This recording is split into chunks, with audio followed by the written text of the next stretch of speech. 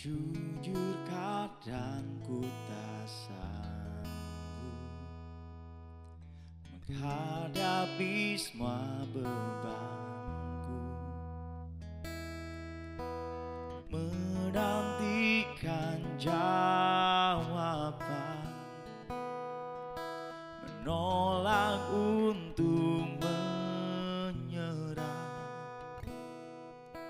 Ku tahu Kau Tuhan yang sanggup menolong dalam sesaku. Namun meskipun Kau belum, ku kan tetap menyembah-Mu. Ku kan bernyanyi sampai jiwaku percaya, sampai hatiku mendengar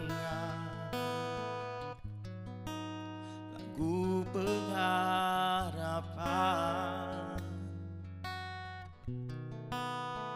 Bukan berserah, ku tahu aku tak sendiri. Ku yakin Kau mengasihiku, bahkan di dalam api pun ku kan menyembah-Mu.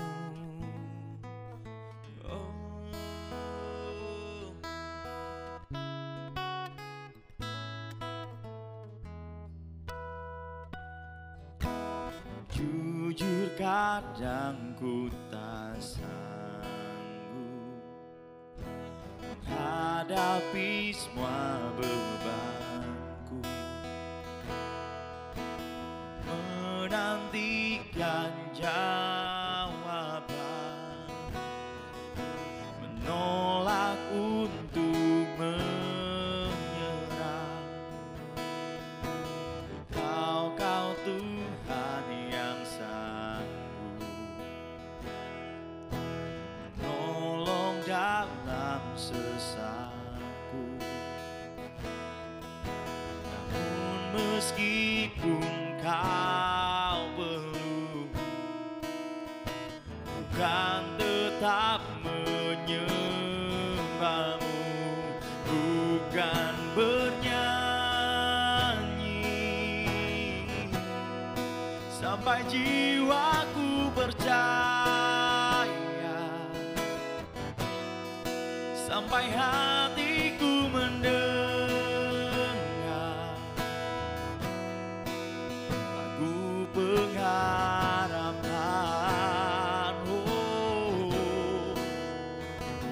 Bukan berserah, ku tahu aku tak sendiri. Ku yakin Kau mengasihiku, bahkan di dalam api pun ku kan menyembah-Mu. Ku kan tetap menyembah-Mu. Ku kan tetap menyembah-Mu, karena ku tahu Kau yang pegang hidupku.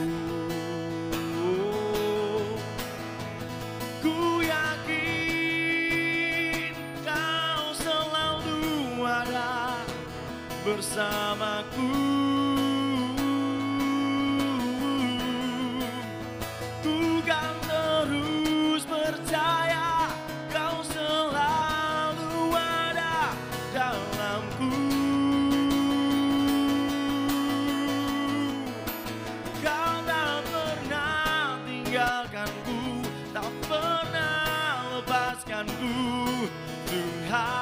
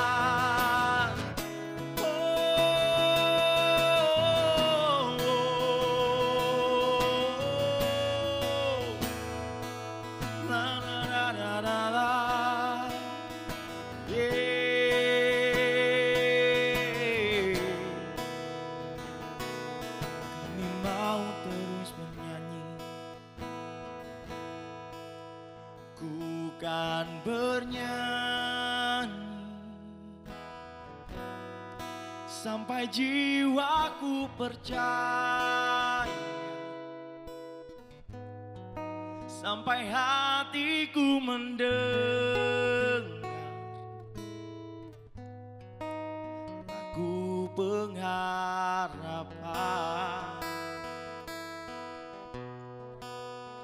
Bukan berserah, ku tahu aku tak sendiri. Yakin kau mengasihiku,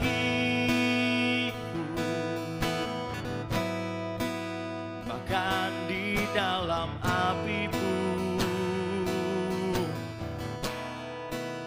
bukan menyembahmu.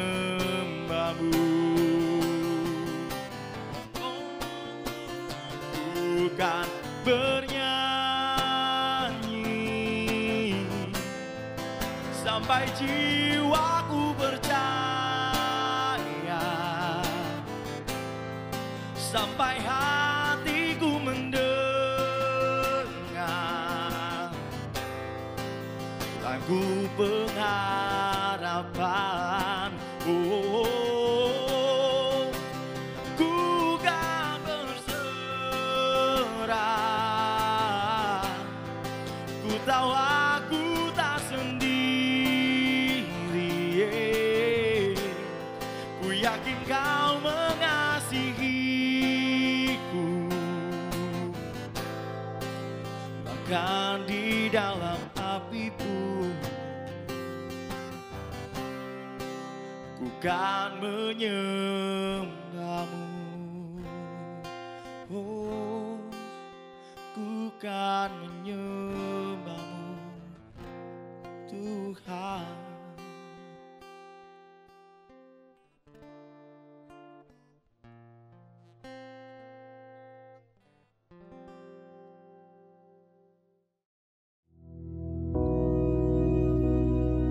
Bapa kami yang di surga, dikuduskanlah namamu, datanglah kerajaan-Mu, jadilah kehendak-Mu di bumi seperti di surga.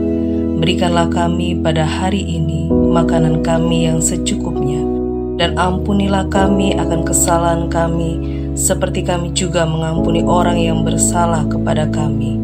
Dan janganlah membawa kami ke dalam pencobaan, tetapi lepaskanlah kami daripada yang jahat.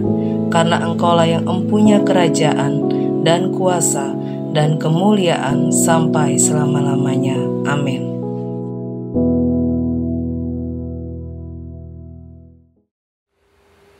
Shalom Bapak Ibu Jemaat yang dikasihi Tuhan. Mari kita berdoa terlebih dahulu sebelum kita mendengarkan renungan firman Tuhan hari ini.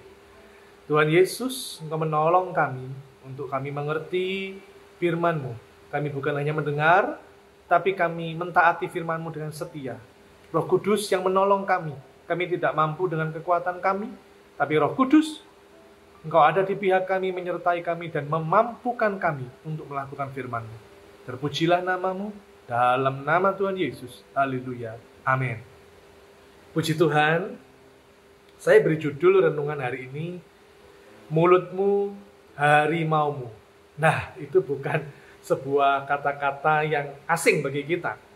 Kita sering kali mendengar kata itu, mulutmu harimaumu. Kita harus berjaga-jaga dengan perkataan kita. Ada pantun nih. Ada camilan namanya gulali, dijual di atas nampan. Lidah yang terkendali membuahkan kehidupan. Saya percaya setiap kita mau kehidupannya baik, kehidupannya penuh damai, kehidupannya diberkati, rumah tangganya sejahtera, keuangan melimpah, kesehatan baik, fit, strong. Tapi marilah kita belajar bahwa hal-hal yang baik juga berawal dari apa yang kita ucapkan. Mau rumah tangga baik, ucapkan hal-hal yang baik, yang firman Tuhan ajarkan. Mau pekerjaan diberkati, sampaikan lidah kita mengeluarkan perkataan perbendaharaan, kata-kata yang baik, yang positif. Demikian juga kesehatan, keuangan, kehidupan masa depan, dan sebagainya. Hati-hati, kalau sampai kita bleset. Nah, itu apa bleset itu ya? Kalau sampai salah bicara, hati-hati. Karena dampaknya, akibatnya sangat buruk. Apalagi kalau kita merasa saya sudah beribadah. Oh, ibadah saya sudah saya ikuti semua. Dari ibadah umum saya ikut. Oh, hari Minggu ada 4 kali ibadah, saya ikut semuanya. Nanti hari Senin ada komsel, saya ikut. Hari Selasa ada ibadah wanita, ada ibadah kaum pria. Hari Rabu ada pendalaman Alkitab. Hari Kamis ada doa malam. Hari Jumat ada ibadah ini. Hari Sabtu ini, terus ada ini, semua saya ikuti. Bahkan sampai ibadah remaja, kaum muda, sampai sekolah minggu saya juga ikut. Ada loh orang-orang yang merasa kalau dia makin banyak mengikuti ibadah, dirinya makin rohani, imannya makin kuat. Tapi lupa satu hal, bahwa lidah ini perlu dijaga. Lidah ini perlu dikendalikan. Yakobus pasal 1 ayat 26 dikatakan, jikalau ada seorang menganggap dirinya beribadah, tetapi tidak mengekang lidahnya, ia menipu dirinya sendiri, maka sia-sialah ibadahnya. Kalau tidak mengekang lidahnya, ia menipu dirinya sendiri, ya sia-sia ibadahnya. Karena itu, ayo, tidak hanya rajin ibadah, tapi kita juga rajin mengendalikan lidah kita. Seringkali kita banyak bicara dan akhirnya salah dalam berkata-kata. Tanpa kita sadari, kita menggores luka di hati orang-orang yang ada di sekitar kita.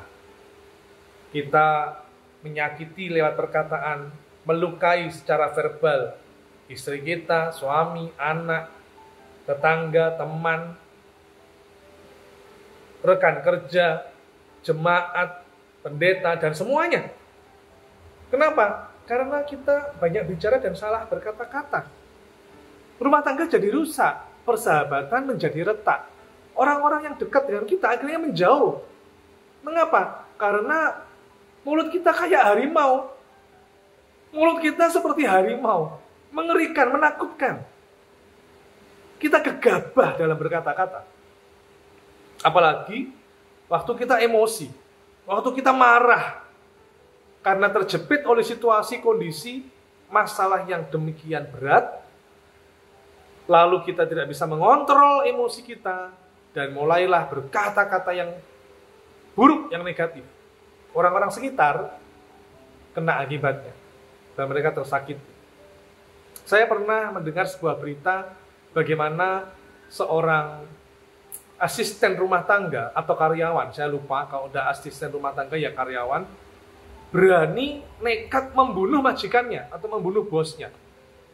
Setelah diselidiki, akibatnya, penyebabnya apa? Kok sampai dia rela, apa dia tega, nekat membunuh bosnya? Diselidiki, ternyata penyebabnya sakit hati. Sakit hati dengan ucapan bosnya.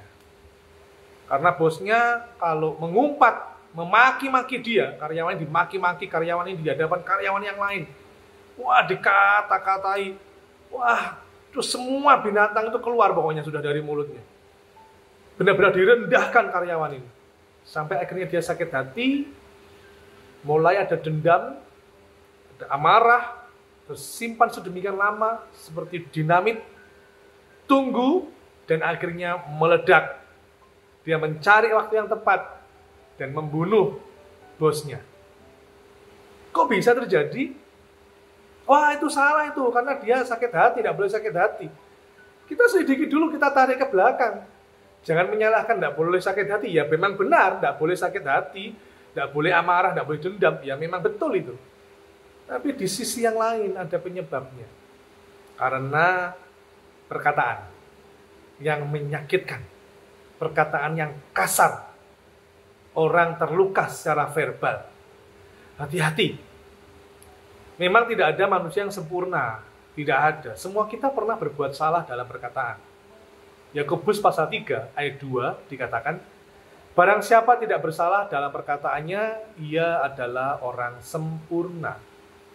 Ya memang benar, tidak ada yang sempurna. Semua kita pernah bersalah dalam berkata-kata. Kita pernah nyeplos, waduh tidak sengaja ngomong begini. Ya sudahlah, itu yang lalu, biarlah berlalu. Kita mulai belajar untuk mengendalikan lidah kita. Dulu emosian, dulu gampang marah, gampang mengumpat, memaki, melukai orang secara verbal. Sekarang setelah percaya Yesus, dipimpin Roh Kudus, maka lidahnya juga dikendalikan Roh Kudus. Bukan dikendalikan oleh saya, oleh ego saya, kedagingan saya. Bukan. Saya ingat dulu waktu saya masih SMP atau SMA ya, saya ini banyak bicara. Karena waktu itu saya belum sungguh-sungguh di dalam Tuhan ya, belum sungguh-sungguh. Dibaptis saja belum, waktu SMP saya belum dibaptis ya. Nah, jadi saya banyak bicara, saya yang menggerakkan teman-teman di kelas untuk bertengkar dengan kelas sebelah, untuk memprovokasi kelas sebelah.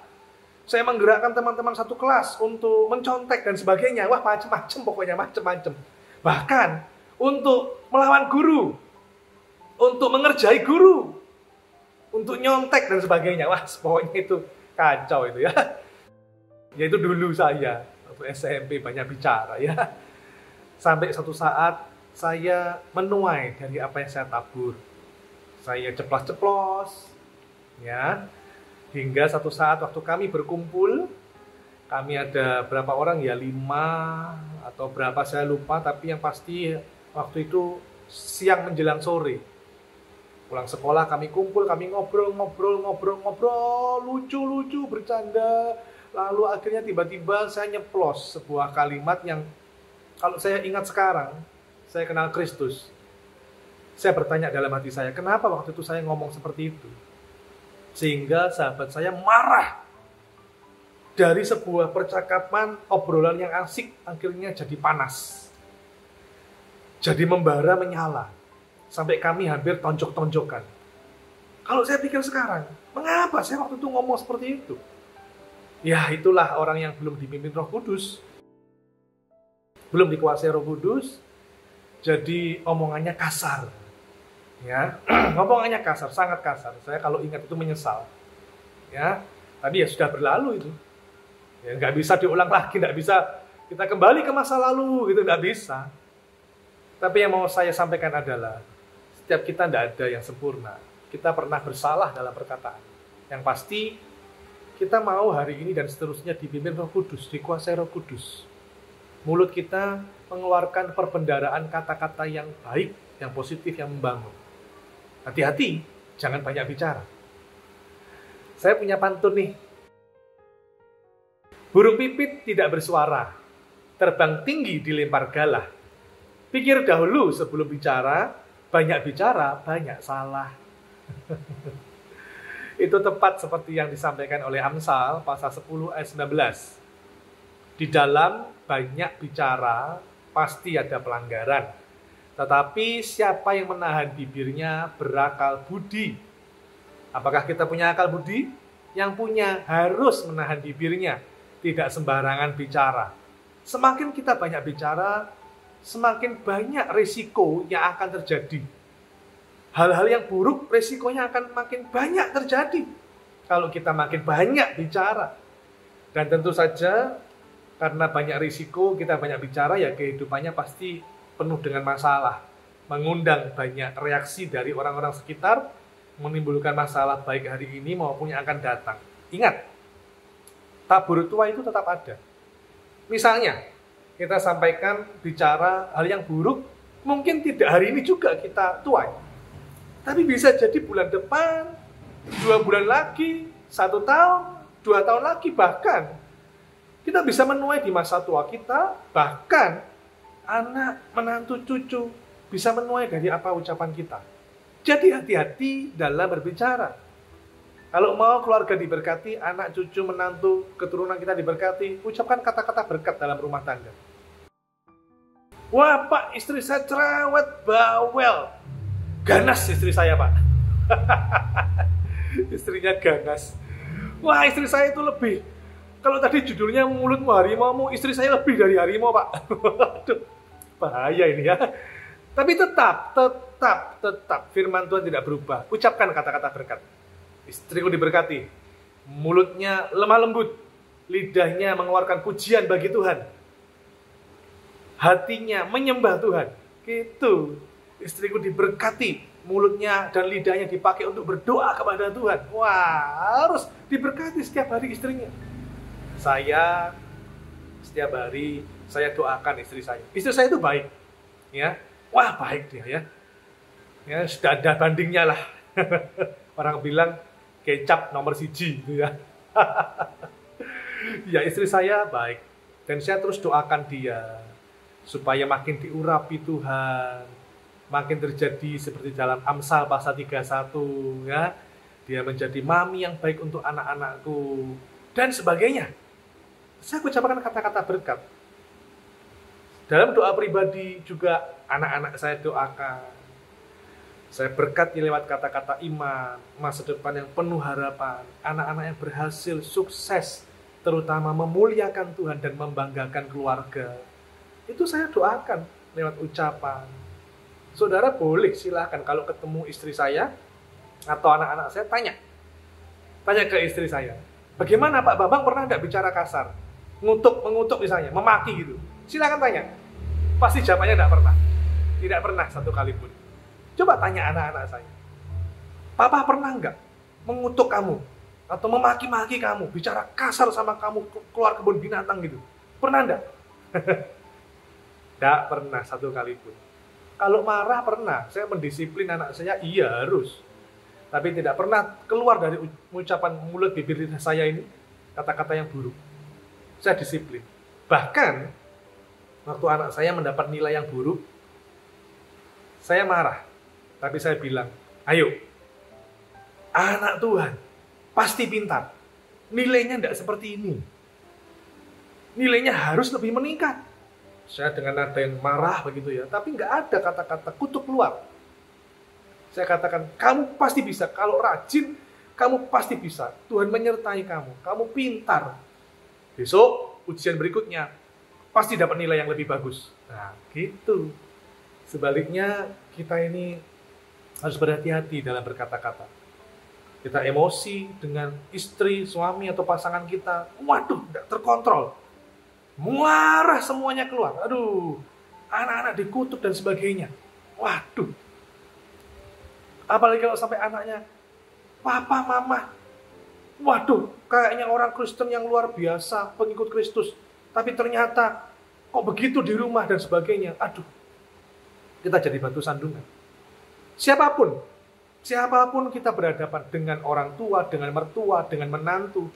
Para mertua, kalau engkau punya menantu, berkati menantumu dengan kata-kata yang indah, kata-kata yang membangun. Berkati menantumu, berkati anak-anakmu. Demikian juga para menantu, berkati mertuamu dengan kata-kata yang indah, kata-kata firman Tuhan. Karena itu yang Tuhan mau. Kita harus lebih banyak mendengar daripada bicara. Sedikit bicara lebih bagus daripada sedikit mendengar. Yakobus pasal 1 ayat 19 dikatakan, setiap orang hendaklah cepat untuk mendengar, tetapi lambat untuk berkata-kata. Cepat untuk mendengar, lambat untuk berkata-kata. Ini firman Tuhan. Bukan ajarannya Pak Bambang, bukan. Ajarannya firman Tuhan. Oleh karena itu, ada baiknya bila kita ini setiap pagi bangun tidur, kita berdoa seperti doa pemazmur. Agar Tuhan mengirimkan penjaga di depan pintu bibir kita. Supaya kita tidak sampai salah dalam berkata-kata. Mazmur 141 ayat 3 dikatakan, awasilah mulutku ya Tuhan, berjagalah pada pintu bibirku. Saya ulang, Mazmur 141 ayat 3, biarlah menjadi doa kita setiap pagi. Awasilah mulutku ya Tuhan, berjagalah pada pintu bibirku. Nah ini ya, mau lihat kehidupan kita baik, jaga perkataan kita. Saya pernah menjumpai pendeta, sama-sama pendeta bertengkar, aduh, umpat-umpatan semua keluar, waduh, ya apa ini nih? Pendeta atau pendekar? Terus di mimbar khotbah soal kasih. Bagaimana bisa? Ini bukan pendeta ini. Ayo kita semua belajar untuk kita menjadi anak Tuhan yang membangun perkataannya, penuh kasih, memberi semangat kepada orang. Kita jumpa orang sakit, ayo ada pengharapan di dalam Tuhan. Jangan malah bilang, "Nggak lama hidupmu, ya siap-siap aja." Bukan itu. Kita beri semangat. Selalu ada harapan di dalam Tuhan. Meskipun penyakitnya parah sekalipun, bagi Tuhan tidak ada yang mustahil. Tuhan selalu berkarya. Dalam situasi terdesak sekalipun, Tuhan bisa menolong. Jadi siapapun yang kita jumpai, kita beri semangat. Hari-hari ini banyak orang sedang cari pekerjaan. Ada juga orang-orang yang dipecat dari pekerjaannya. Kita doakan. Seperti saya punya teman, dia butuh pekerjaan. Ya saya bilang, sudah terus bersandar pada Tuhan. Selalu saja ada caranya Tuhan. Percaya aja. Hal yang tidak pernah kita pikirkan, nanti Tuhan tolong kamu. Nah, kan gitu saudaraku. Meskipun dia punya kelemahan juga, tapi saya tidak ngungkit kelemahannya dia. Saya memberi dia semangat. Ayo mendekat sama Tuhan, berserah. Terus sambil cari kerja tentunya. Bukan berserah terus gak cari kerja, tidak. Berserah sambil cari kerja, nanti Tuhan tuntun ke tempat pekerjaan yang pas. Karena itu hati-hati ya dengan perkataan kita. Dan sekarang bukan hanya perkataan. Dengan teknologi yang makin canggih, hati-hati dengan jari kita nih. Kita mencet apa nih di handphone kita? Status WA kita apa? Di media sosial, di Instagram, di TikTok, Facebook, story kita, status kita apa? Hati-hati. Kita bisa menjadi berkat, bisa juga menjadi kutuk. Jangan caper. Cari perhatian di media sosial. Curhat di media sosial untuk apa? Itu membahayakan hidupmu. Itu justru akan menjadi bumerang. Orang yang curhat, waduh saya begini di media sosial. Orang lain melihat, itu malah akan menyindir. Ini orang ini ngapain sih? Saya heran, kadang-kadang heran ya. Orang kok curhat kok di handphone, di media sosial, cari perhatian. Lu cari perhatian itu kepada Tuhan. Cari perhatian ke manusia itu loh, manusia bisa apa? Paling manusia hanya bisa, kalau enggak gitu, malah kita jadi gibah. Status kita ketik-ketik apa di jempol, digibahin orang di luar sana. Dirasani orang. Nah, akhirnya kan nilai kita jadi turun. Harga diri kita direndahkan orang lain. Mengapa? Karena ya akibat ulah kita sendiri. Jempolnya ini loh. Perkataan kita disalurkan lewat jempol. Iya, perkataannya diam, lidahnya diam. Tapi jempolnya main terus di media sosial. Hati-hati ya, jemaat yang dikasihi Tuhan. Hidup kita harus jadi berkat. Kita adalah terang dunia. Kita adalah garam dunia. Berikan dampak positif bagi sekitar kita. Mari kita menjaga perkataan kita masing-masing. Jempol kita ngetik apa. Ya, hidup kita mau lihat kehidupan yang baik. Kendalikan. Kita harus dipimpin oleh Roh Kudus, dikuasai Roh Kudus. Perkataan kita adalah perkataan surgawi. Bukan lagi mulutmu harimaumu, tapi mulutmu adalah berkatmu. Lidah yang terkendali membuahkan kehidupan. Lidah yang tidak terkendali mendatangkan kematian. Di akhir renungan ini saya berikan pantun penutup. Burung merpati, burung dara, ikan mujair, ikan tuna.